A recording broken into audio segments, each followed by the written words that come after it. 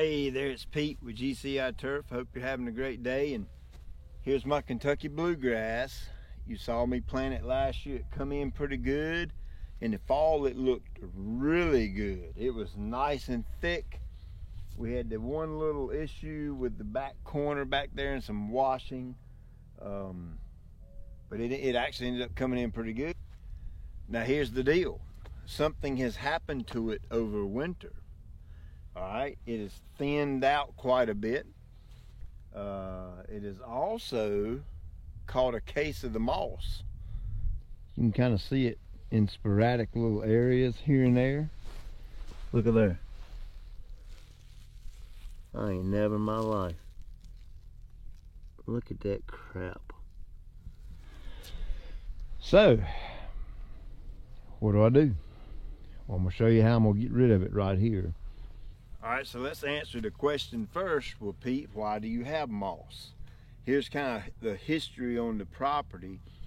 We've been there about 7 or 8 years, and since day one, I have yet to have the first drop of moss anywhere on this property. Alright, so Pete, so why from the course of 2018 fall to 2019 spring, why did the moss show up? That's why the moss showed up. Let me explain. Alright, so there's really 3 real things that I consider that cause moss. One's compaction, shade, and excessive water. Let's see what we're looking like on the compaction.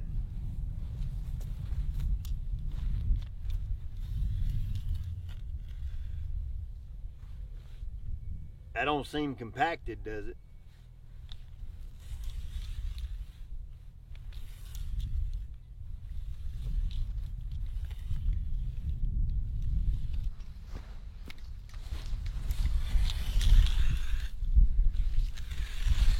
Tell you what, let's see if I can do it with one hand while I'm holding the camera.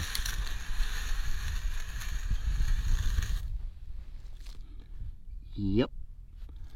So hey, if you're dealing with compaction, okay, you need to get your hands on that compaction cure.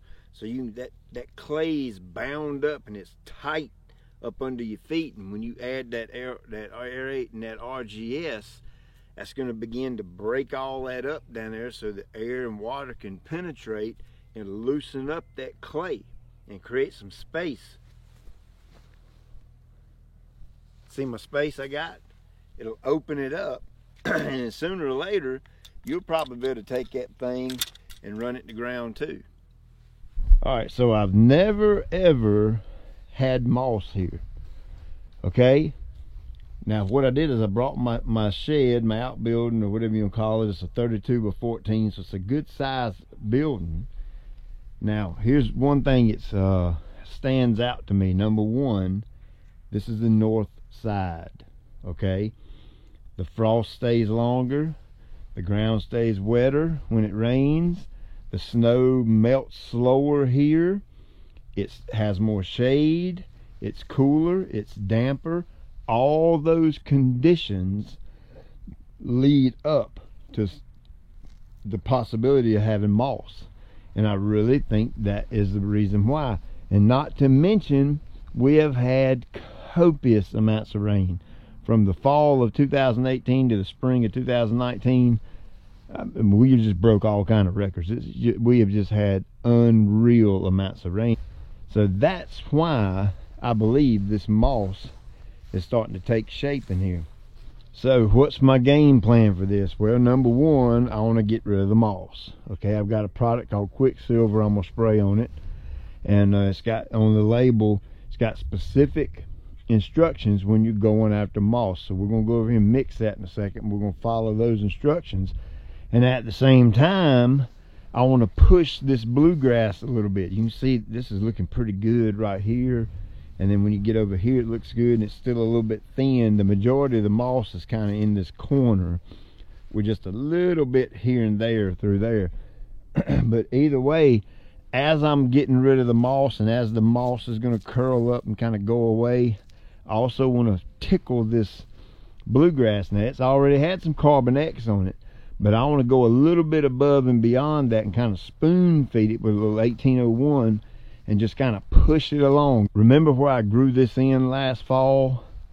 And I give it just little tiny shots of 1801 at a time, and maybe do them every week or every 10 days or something like that. I'm gonna kind of go right back to that because I want this stuff to, I want to be able to mow this about 2 or 3 times a week, okay? Because the more I mow it, the quicker it's going to thicken up. And if I give it those little short bursts of food, that's going to give me those little tiny spurts of growth, so that allows me to mow it more, and it'll help fill it in. Now right here's a good example. You can see the difference right here in my fescue. Now of course tall fescue don't spread like bluegrass, okay? You can't, yeah, fescue's going to tiller and fill in to some extent, but nothing like this stuff will. So I'm excited to watch this stuff fill in throughout the spring.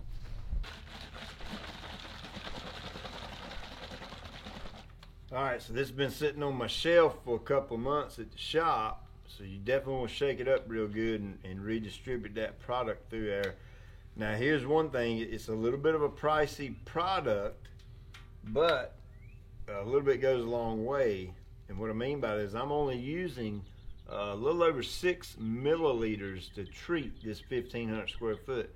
So I've kind of done the math, double checked my math to make sure, and I've got a little milliliter dropper right here. So we're going to put the right amount in.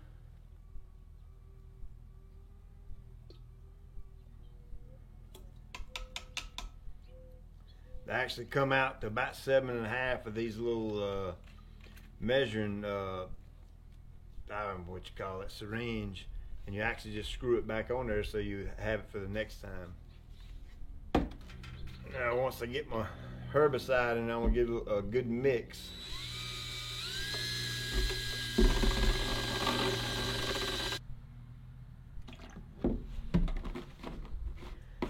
Now I really like that 10 ounces per 1,000 last fall, so I think that's what I'm gonna go with right here. Again, I actually need a touch more. Now here's a good general rule of thumb when you're mixing herbicides and fertilizer, like liquid fertilizer, like it's 1801. Don't mix your concentrates in a mixing cup together, meaning don't put your nitrogen in and then don't measure this out and pour it in there with the nitrogen. Don't do it that way. Put them individually in your spray tank with the water as you go.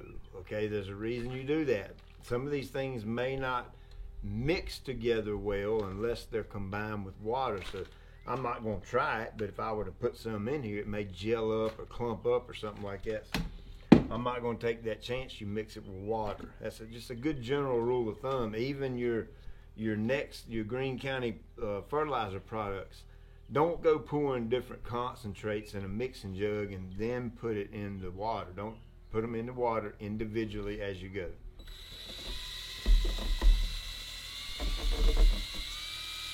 All right, so basically there are additives called surfactants or adjuvants, sticker, wetting agent. There's all kind of different names for it.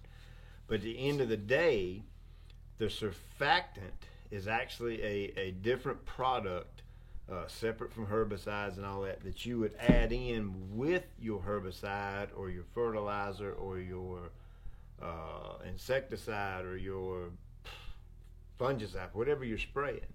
And it actually makes it more effective. And here's kind of the breakdown on that. A surfactant, and I think the word surfactant in this case would come from the word surface, meaning the surface of a leaf blade. And so when you spray your, let's say you're spraying your herbicide alone, you spray your herbicide, sometimes that stuff beads up and it may not coat the leaf all that great, and it may not work as well. But when you add a surfactant to that, what it does, it basically makes water wetter, if that makes any sense. But it helps the product to spread out over the leaf surface and coat the leaf surface better, so that you get a better coverage on that leaf. So the chemical, in this case the Quicksilver, should be able to spread out over the moss in a better way.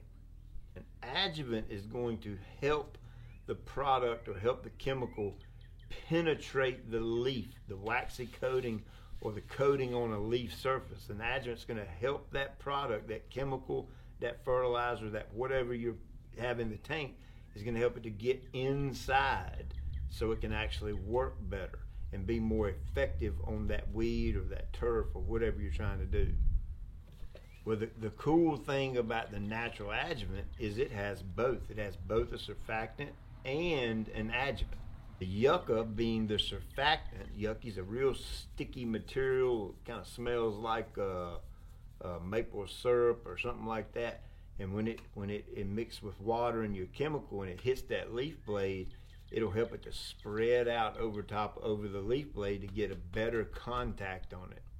And the chitosan in here would be the adjuvant part. Chitosan has a really unique ability of breaking down that layer or penetrating that layer on your turf or your weeds or whatever it is you're spraying with. So the yucca makes it stick, and the chitosan helps it to get inside the plant. That's what makes that natural adjuvant so stinking cool, and what makes it work so fast and so much more effective is because you're kind of getting the best of both worlds. Now, one of the unique things about using natural adjuvant is you need to adjust the pH, or a better way of putting that is the pH of the solution needs to be at a 5 or slightly lower.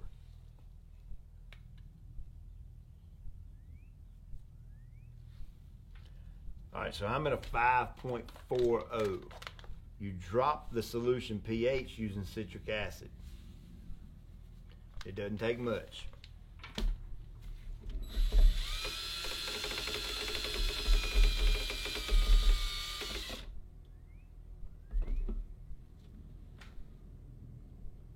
.5.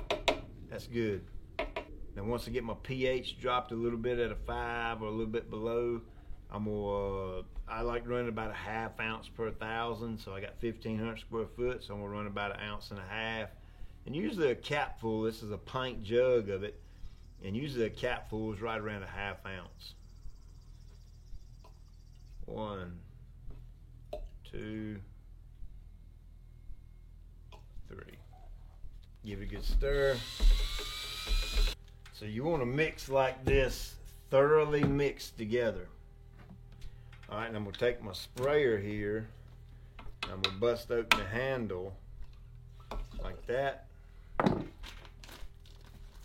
gonna turn it on.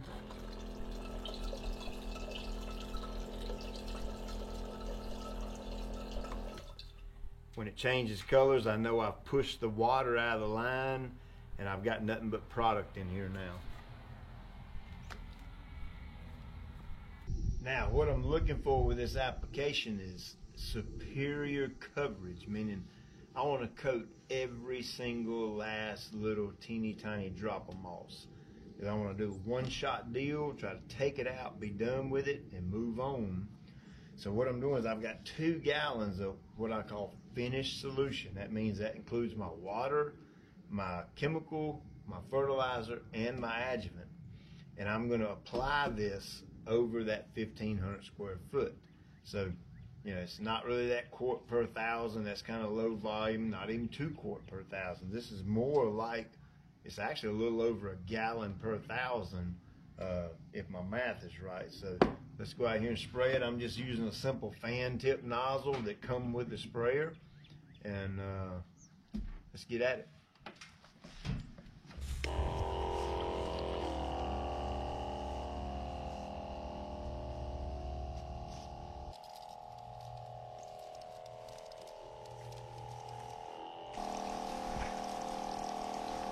Now with this fan tip, I'm holding it high enough to where I can spray. That's about 2.5, maybe right at 3 foot maybe.